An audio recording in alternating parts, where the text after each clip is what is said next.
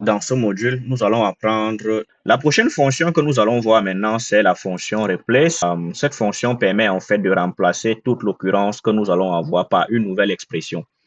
Cette fonction prend trois arguments.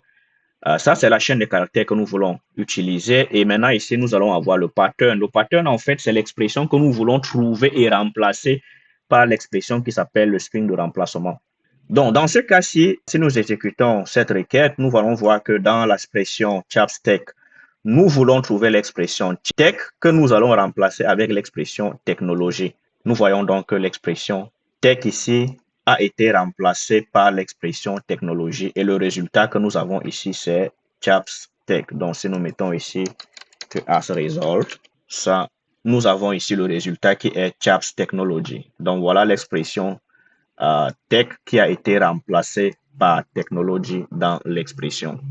Nous avons aussi une fonction replace, nous avons aussi une fonction translate qui fonctionne un peu comme la fonction replace du fait qu'elle aussi, nous avons un input string comme paramètre, nous avons les caractères et nous avons la traduction.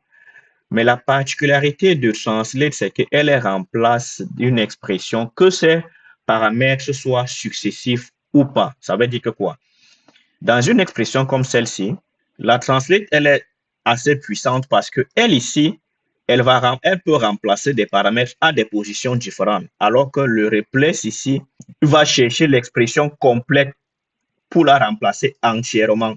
Donc, si on fait le replace ici, nous verrons que ça ne va pas fonctionner. Ça veut dire que si on sélectionne ça ici, comme ceci, nous allons dire replace plutôt, comme ceci.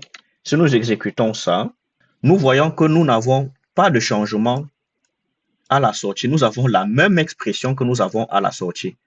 Ça veut dire que l'expression d'entrée est le même que nous avons en sortie. Alors que translate ici, translate est assez puissante parce qu'elle regarde caractère par caractère. Ça veut dire que quoi? Translate ici va venir regarder dans cette expression. Toute l'expression s'y met dans l'ordre spécifié et ça va les remplacer ici. Ça veut dire que le nombre de caractères que nous avons dans l'expression à rechercher doit être égal au nombre de caractères que nous avons dans l'expression à remplacer. Donc, dans ce cas, qu'est-ce qui va se passer?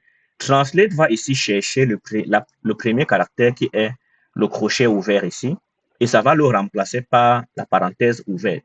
Donc, ça va prendre ceci, ça va remplacer par la paramètre ouverte, ça va chercher la deuxième expression qui est le crochet fermé, ça va trouver cette expression-ci, ça va remplacer par la parenthèse fermée, ça va chercher maintenant ici le crochet qui est le suivant. Dès que ça trouve le crochet ici, ça va le remplacer par également le paramètre ouvert et ça va trouver l'accolade fermée et ça va remplacer l'accolade fermée par la parenthèse fermée. Donc, ça va remplacer caractère par caractère. Donc, ça trouve le premier caractère, ça le remplace avec le premier caractère.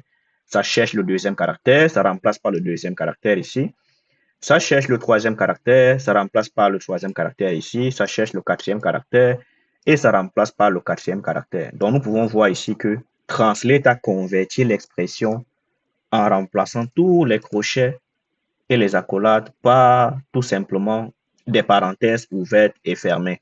Voilà. Donc, nous pouvons ici voir que le translate peut aussi être utilisé dans la géolocalisation. Quand nous avons des adresses, par exemple, nous pouvons lui dire, bon, si tu trouves une expression qui commence par un crochet qui possède une virgule, par exemple, et qui se termine par une virgule, ce que tu vas faire, c'est que tu vas remplacer cette expression-là par une parenthèse comme un point. Donc là, nous avons 137.4,72.3. Ceci va être remplacé par une expression aussi élégante comme 137.4 espace 72.3.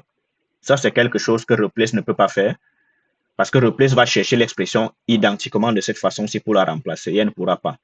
Donc, la fonction translate est très puissante du fait qu'elle cherche caractère par caractère et qu'elle va les remplacer dans l'ordre si l'expression est respectée.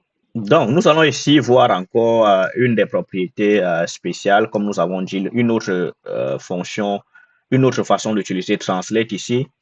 Nous allons remplacer cette fois tech par bench. On voit que dans ce cas-ci, translate fonctionne exactement comme replace. Donc là, ça a été remplacé ici.